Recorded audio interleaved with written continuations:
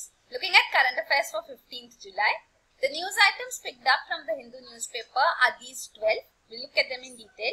The first one, explosive substance found in UP house. So on one of the benches of UP Legislative Assembly, a highly explosive substance has been found which is indicating a major security lapse. So this substance on forensic test has been confirmed as PETN, which is a high explosive substance. Penta-erythritol tetranitrate. So this you can see in this image. Within the explosives, it's a high explosive coming under the category of booster secondary high explosive. So this along with RDX PETN is a booster which is used as such in high explosives. So this is a substance found here. The Chief Minister of UP, Mr. Yogi Adityanath, has called for an investigation by NIA, the National Investigation Agency. So this is there. This is showing you the details about PETN, a powerful secondary explosive which has a great shattering effect to its use in commercial blasting, which is done in mining and other activities. So this is there. Then the next news item is Indian astronomers discover supercluster of galaxies, name it Saraswati. So this is regarding a supercluster which has been discovered here. So a supercluster is a massive group of galaxies. So this group of galaxies, the first one which had been discovered is mentioned here, you can see. This was named in 1989, Shapley supercluster. So this was the first supercluster of galaxies discovered in 1989. After that, the second one was Sloan Great Wall, which was discovered in 2003, and the 2014 supercluster, to which even our galaxy, the Milky Way, belongs, is Laniakea supercluster. And now the supercluster which has been discovered by a group of Indian astronomers, it's a massive supercluster and it has been named as Saraswati, as such, named after an ancient river in India. So this supercluster is about 4 billion light years away. So light years, you should know, this is a unit for distance. So distance for celestial bodies is measured in terms of light year. So this light year denotes distance traveled by light in 1 year. So this is a distance unit as such, and you can see if it is 4 billion light years away, means the observer is looking back about 4 billion years. Means the light coming from there has taken 4 billion years as such to reach here. So that means that the light which has been emitted was emitted 4 billion years ago. So that's what it is. So this is a supercluster which has been detected. So here details about the space as such are shown too. So these superclusters as such are present in space along with spaces which are empty. So you can see the structure of universe is not homogeneous distribution of matter. So there are clumps of galaxies forming clusters and superclusters, and then there are thin filaments that connect these galaxies. So it's a cosmic web in space, and there are large void spaces in between too. So even if you look at the universe as such, so the universe comprises of majorly this dark energy. So this is dark energy and dark matter, and only 4% is the normal matter, the matter which we know as it exists, as which we can see. So this is what universe is made of too, and here this is the supercluster also shown as such in the image. So the universe as such is also understood in terms of dark matter and dark energy, which is stated here, you can see. So what is dark matter? This is the massive matter which binds together the universe, and dark energy is the exciting the surrounding space and driving it apart. So dark matter and dark energy are having balancing effects on the universe. So here that is also explained, you should see here. So dark matter is formed of particles and dark energy is non-particulate. So it has attractive gravity and this is repulsive gravity. So it binds the universe together, dark matter and dark energy tears it apart. Both are balancing, resulting in the universe in its present form. So this is how even the universe is understood when we talk of an expanding universe. So this is what we mean. Because you can see dark energy is much more than dark matter. So rather than keeping them together, they are moving apart. So that's how the universe is expanding. So you can see. So dark energy was insignificant at early times, otherwise stars and galaxies could not have formed, because then gravity would not have its dominance. So gravity dominated when galaxies were close together, and now as the universe is expanding, dark energy is increasing and it's beginning to dominate gravity. So this is shown here. And this is the details regarding the present super galaxy found too. So this is regarding what are galaxies. A galaxy comprises of number of stars. Even our galaxy, the Milky Way, comprises of number of stars. One of the smaller stars actually is the Sun, around which our entire solar system is located, and that is also in the outer part of the Milky Way. So there are number of such galaxies, and a group of galaxies are called clusters, and then cluster of these clusters are superclusters. So many such superclusters exist, and this new supercluster, which has been discovered by Indian scientists from these institutes in India, have named it Saraswati. Then the next news item is Madras High Court quashes 85% reservation to Tamil Nadu State Board students in medical admission.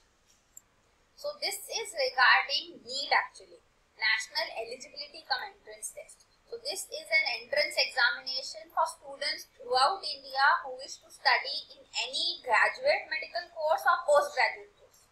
So for graduates it is, for graduation it is MBBS and dental courses, MBBS, BDS courses, and postgraduate like MD and MS. For all such courses, for entrance into government or private medical colleges in India, a candidate has to undergo NEET entrance examination, National Eligibility Cum Entrance Test. So Tamil Nadu state has been trying to subvert this NEET. It does not want to come under NEET because Tamil Nadu government has scrapped all entrance exams in 2006. So the admissions take place based on the marks which they have obtained in the board examinations as such. So here, to subvert this, Tamil Nadu government has initiated bills. So there are two bills, they have been passed by the state assembly, but they are pending for president's assent because this is a central initiative, central government initiative of having NEET. So if it doesn't want to come under its purview, this bill has to get president's assent, and president's assent has not been received yet. So that is why what Tamil Nadu government did is they initiated this executive order. So this order provides for 85% reservation in undergraduate medical seats available in the state as seats for state board syllabus students, and 15% is for students from other boards. So this has been petitioned, and this Madras High Court, the order which has passed, it has quashed this government order. So now there cannot be this 85% reservation for state board students. This is its order, and it has said that it has to come under NEET. State government is still opposing NEET, it does not want to come under its purview. Also, it has justified this reservation 85%, saying that number of students who appeared for NEET, 88,431 students are from state board and only 4,675 are from CBS. So this is a justification given by it too. So when there are already students from this, then why is there a need for reservation? Then it will automatically reflect in the admissions. But then it has insisted on reservation, but the reservation has been scrapped by Madras High Court. So it will be solely on the basis of NEET, no reservation. Of course, this reservation within NEET. So this reservation would not hold after the Supreme Court order. So this is there. This is regarding details about NEET.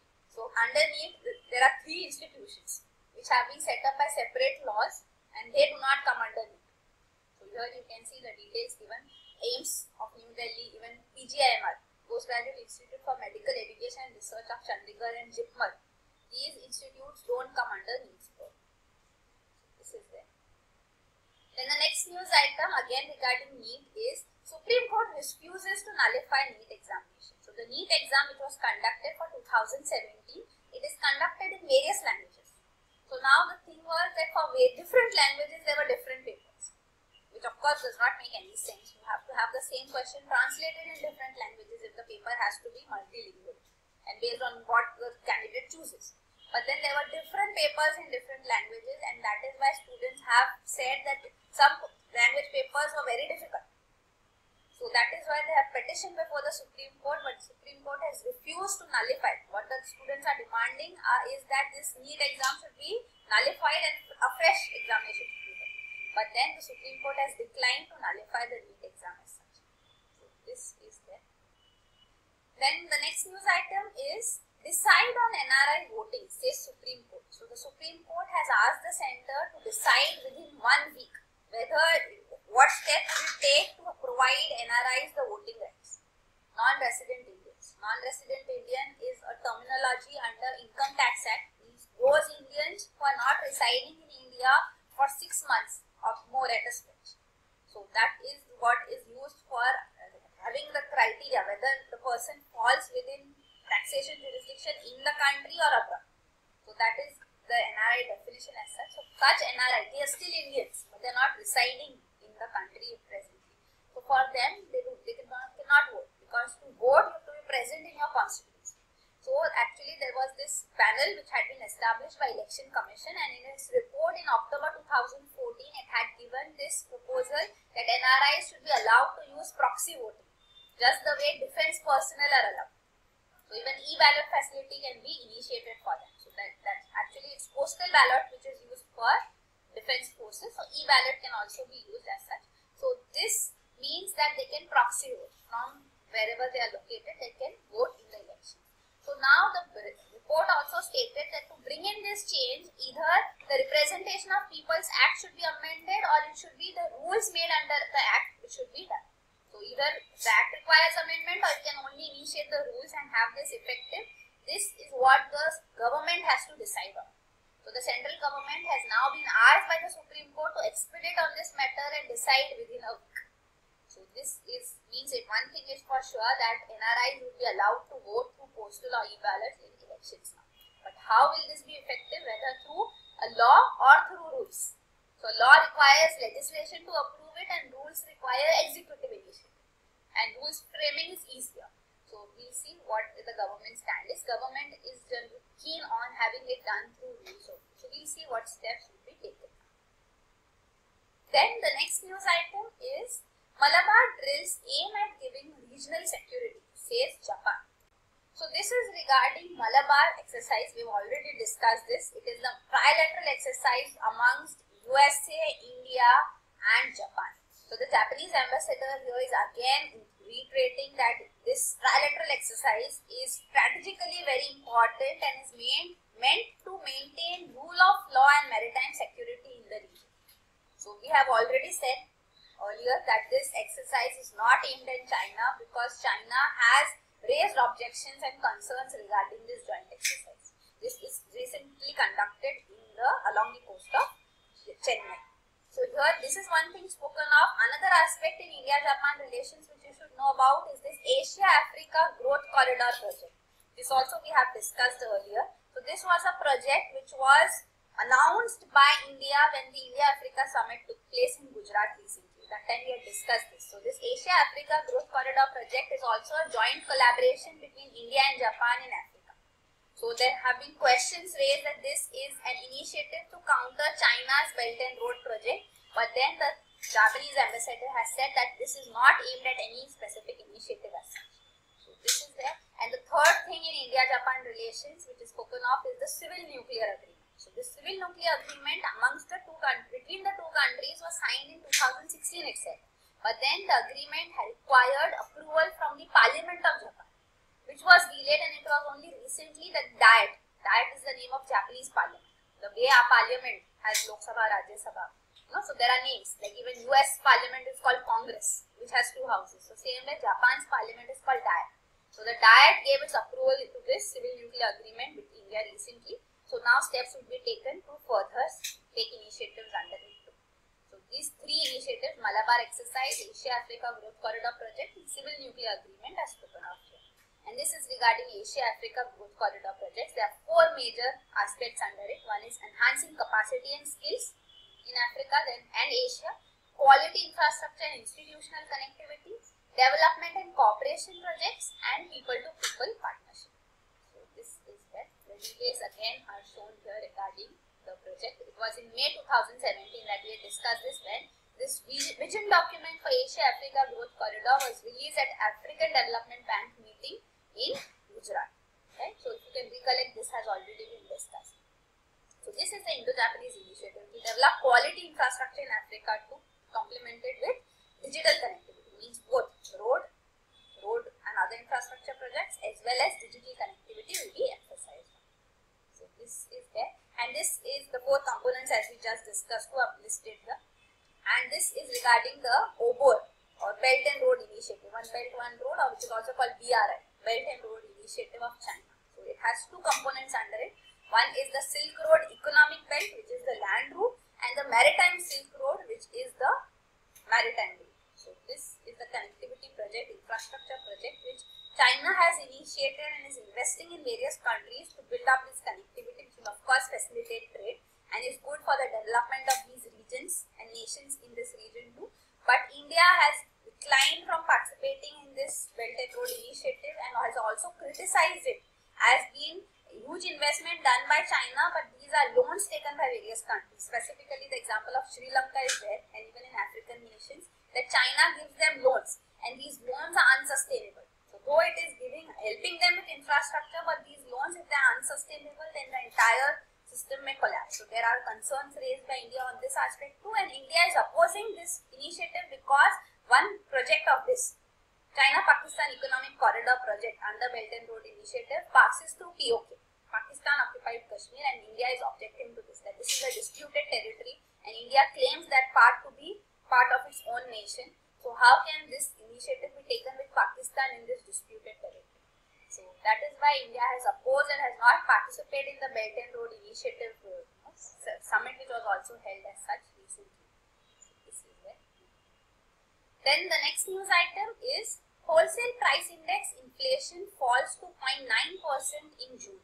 So yesterday we saw how CPI, Consumer Price Index, and IIP, Index of Industrial Production, have fallen for the month of June, and now the details come even regarding WPI, Wholesale Price Index. So wholesale price index related inflation is also on an 11th month low at 0.9%. So this is the status because of even food inflation and weak manufacturing prices. Retail inflation we saw yesterday, it is 1.54%, which is below 2% mark, which is the lower tolerance level for RBI's monetary policy to the target which it has, inflation targeting. It should lie between 2% to 6%. But then it has gone below 2% is what we discussed yesterday. So even WPI is seeing a slowdown. You can see it's the 4th consecutive month that a slowdown has been seen in WPI, which had registered 5.51% growth in February 2017. So this Jan to June details as such is also shown here based on WPI, which has a base year of 2012. So here you can see the slowdown in all commodities, 0.9% as we are seeing the overall value, plus in various primary articles, food articles, how it has been going down is also shown here, non-food, fuel and power, manufactured products and so on. Then the next news item is trade deficit widens to $13 billion. So trade deficit means imports minus exports. If imports are more than exports, then we'll have a deficit. If imports are less than exports, then we'll have a surplus. So we have a deficit and imports are much more. So you can see goods imports are also growing and exports are also growing, but imports are growing at a much faster pace, outpacing exports, and that has resulted in trade deficit widening. So you can see trade deficit for the month of June is $12.95 billion. In June 2016, it was only $8.1 billion. So this is the huge widening which we are seeing. The detail you can see June 2016, it is showed $8.12 billion. And at the monthly trade deficit, how it has been increasing, decreasing. Finally, in the month of May, it was 13.84 and now it has gone to $12.95 billion. And the major commodities of imports which have seen growth, you can see petroleum, crude products. This is one major commodity which we import. That growth rate in this is 12.04%. Electronic goods are also seeing a growth in imports.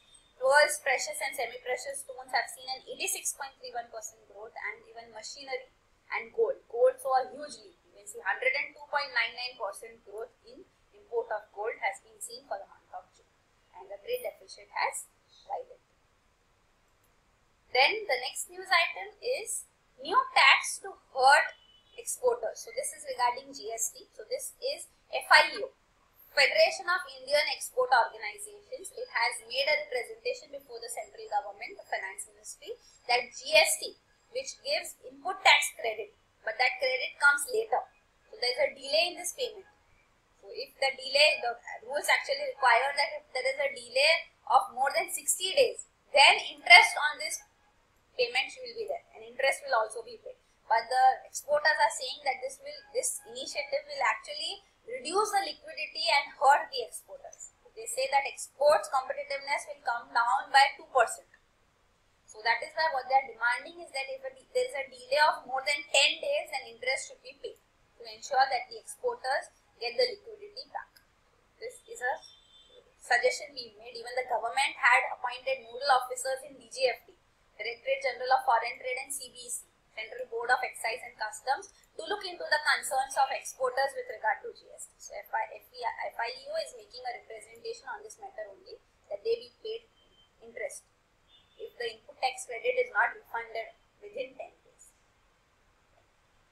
Then the next news item is EU-India set up funds for investment. So this is an initiative between EU and India. An investment facilitation mechanism has been established. So this was announced at the 13th India-EU Summit, which was held in Brussels in March 2016. And as part of this joint statement, it was stated that such an investment facilitation mechanism would be established. You should know that EU is the largest foreign investor in India. And it was at this summit that the shared commitment to oppose protectionism and also work in favor of fair, transparent and rule-based trade and investment environment was encouraged. So this is the initiative we have taken. So any dispute as such which is there, or any problem which is faced by EU companies and the investors in the country, can be put before the investment facilitation mechanism and steps will be taken accordingly. So it will cover all new investors as well as those which are already in India. There are around 6,000 EU companies, more than 6,000 EU companies present in India, and they are providing employment to millions of people. Also, it is stated that EU-India strategic partnership, which was launched in 2004, has trade and investment as a key element. And this is a step taken to boost trade and investment. Also part of Make in India initiative and trade facilitation as such. Then the next news item is web not soon for dry ports, cargo stations. So this is regarding an initiative now taken by the government to provide online application submission and processing facility for three things. One is inland container depots, then container freight stations and air freight stations. So this mechanism, single window mechanism, is already there in place, but now it has been brought online. So this is the initiative taken, because these are these inland container ports? They are the dry ports. So they are lying inland. So these initiatives will help in temporary storage of import-export commodities in the country. So they will help in transshipment of cargo. So you can see here it's mentioned that this is also a requirement which has arose after the Sagarmala initiative, the program initiated by the central government, and also the dedicated freight corridor project. So such inland corridors are inland depots are required, container depots, and this is the initiative. So here you can see. This will facilitate the application as such, the online initiative. This is the Sagarmala project. So Sagarmala project is an initiative of the central government to develop ports in the country, the waterways and the shipping as such. So you can see the important ports shown here and the initiative as such. So major ports, minor ports, non-major ports, and the freight corridor is also shown here. This is the dedicated freight corridor as such. Eastern and western, it's shown in detail here as well. So this freight corridor is a railway line actually, and this is the port. So both will require inland containers. So this, because last mile connectivity is also required from the rail route, then later it may be also required for exports to reach the ports. So this inland container depot will help in temporary placing of the goods for import and export. Then the next news item is Center to grant NIIF rupees 20,000 crores. So this is regarding National Investment and Infrastructure Fund. So this is an initiative which has been proposed by the central government. The details you can see are shown here. It's actually a 40,000 crore fund which will be established, with 20,000 crore coming from the government. So here you can see the Ministry of Finance, the Department of Economic Affairs under it, has signed an agreement with NIIF to provide this 20,000 crore contribution. This will be used for investment in infrastructure development as such, for roads, ports, aviation and even power sector, and even for clean energy, affordable housing and medium infrastructure companies. This investment and third-party managed funds would be undertaken. So here you can see the objective of NIIF shown: to maximize economic impact through infrastructure development. So projects, greenfield projects and also stall projects in core infrastructure sector would be supported. So here it is being set up, the NIIF has been set up as a legal entity which will have a governing council with representatives from government as well as experts, and also non-government shareholders. So it may have one or more CEOs also, and small investment team of experts as well. Then this is the structure shown. It will be an alternate investment fund under SEBI regulations. An initial corpus of 20,000 crore will be raised, as we are talking of now. So government's contribution will be 49%, and remaining will come from other private sector initiatives, and it will be considered as a sovereign fund. This is NIF, and you can see the functions of NIF shown here. It will raise funds from investors and markets. So this is like seed money which is given. So government supporting infrastructure investment will help in private sector also investing in this, because government support has come forth and it will have multiplier effect. So that is what is expected out of this NIF. So 49% here contribution is of the government. So fundraising from investors and markets would be undertaken. Investing in companies, projects, and monitoring these investments will be there. Investing in corpus created as such, and then preparing a shelf of infra projects and preparing advisory services would also be done by NIF. The source of funds, as you can see, government would fund, and also there will be equity participation from strategic anchor partners. Then the investment, you can see details given here. This is again in short showing you the details, because we have requirement of investment in infrastructure. This was the initiative. 20,000 crore from government and 20,000 crore from other investors, including sovereign wealth funds of various nations. Even from Middle Eastern nations, we are expecting and we are hoping that we would get funding as such under this NIF. This you can see multiplier effect. So it's a fund of funds. This fund will be used to fund other initiatives. It will be multiple alternative investment fund under a main fund. Then the next news item, the last one, is Cook Islands creates Pacific Ocean Reserve. So this is regarding Cook Island. You can see here it is located in the Pacific Ocean, South Pacific Ocean, between Australia and the South America is also shown here. This is the Hawaii Islands of USA located here too. This is New Zealand. So here Oceania, in the Oceania, the islands which we have, they have huge areas, part of its exclusive economic zone.